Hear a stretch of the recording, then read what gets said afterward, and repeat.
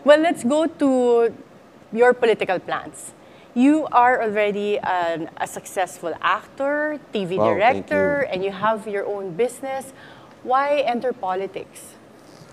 Alam mo ma'am, sa totoo lang, Attorney Karen, hindi ko rin alam paano ako napunta dito. Siguro dito tayo nilagay ng Panginoon na magbigay talaga ng sabihin nating paglilingkod at pagsaserbisyo. Kaya tayo napunta dyan o napunta dito dahil hindi ko rin lubos maisipan na ako'y papasok dito. Kaso nga lang, baka ito yung linya na gusto ng mom ko. Kasi may bago siya mamatay, sinabi niya sa akin, simple lang, simple lang sinabi niya. Maging simple ka lang at tumulong ka sa nangangailangan. It means a lot for me, di ba? Maging simple ka lang at tumulong ka sa nangangailangan, and then she passed. So, ano ibig sabihin nun? That's why I entered politics. And why being counselor? Why this specific position? Ng counselor muna. Yes, oo. Una-una, ma'am, ang hirap sa barangayan. Pinakamahirap na trabaho for me sa barangay. Kasi lahat ng problema ng kapitbahay mo, kailangan mong gawin eh. Amoy nga ng sinayang ng kapitbahay mo, amoy mo na pag sa barangay. Yan ang pinakamahirap, yan ang unang sundalong gagawin mo. Ang konsehal, kailangan mo gumawa ng batas, ng ordinansa at resolusyon.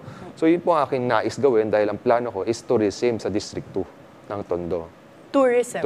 Tourism, yun po ang aking gustong... A lot of people won't associate Manila or District 2 specifically for tourism. Bakit tourism? That's why, kasi bansag nila sa Tondo, nakakatakot yan, magpupuntahan yan, mga siga-tao dyan. Hindi o totoo yun. Siguro dati, Attorney Karen, bigla kita ng konting background, 1500s, ang mga Espanyol, lumalaban ho sa Maynila, mga sila Lacandula, taga-Tondo, Lacandula, pinag-aawayan nila yung Fort Santiago. Kaya nabansagan na nakakatakot ang Tondo dahil sa mga Lakan. Yun po yung aming mga ninuno, mga Lacandula. Kaya mga warriors po, ang mga ninuno namin sa Tondo, kaya ho kami sinasabing mga siga.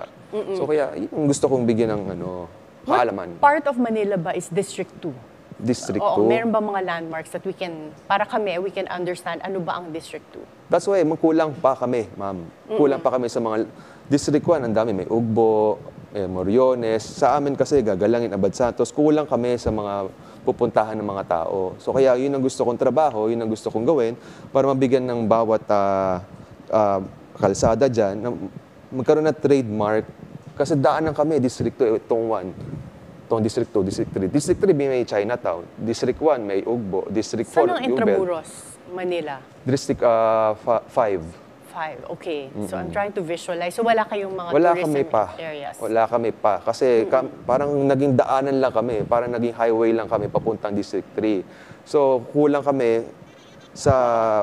For me, sa aking opinion, kaya gusto ko pasokin paging konsehal, sa pag-promote dahil masyadong maraming mahuhusay na dyan eh. Maraming masarap na pagkain, maraming mga sining, craft. Ang daming talented sa District 2. Kulang lang sa promotion. Kaya po ako gusto maging konsehal para bigyan ng kulay yung mga pangangailangan ng tao.